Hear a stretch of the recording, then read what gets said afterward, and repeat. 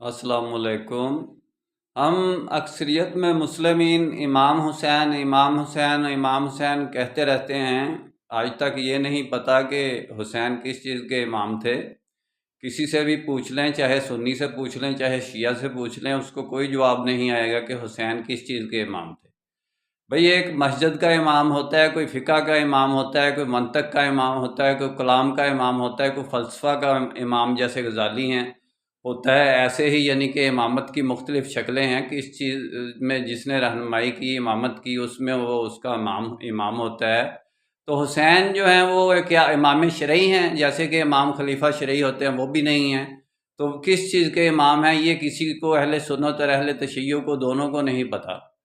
میں نے بڑی ریسرچ کی تو معلوم ہوا کہ حسین جو ہیں وہ اسلام کی سیاست کے امام ہیں۔ اس وقت اسلام کے سیاسی حالات بگڑے ہوئے تھے، امامت خلافت کا جو پورا شرازہ بکھرا ہوا تھا، تو وہ حسین نے اسلام کی سیاست کے ایک ڈائریکشن، ایک رخ دیا۔ میرا کام اسلامک ورلڈ کی امن اور یونائٹی کا ہے۔ انشاءاللہ ڈیٹیل میں بات پھر ہوگی۔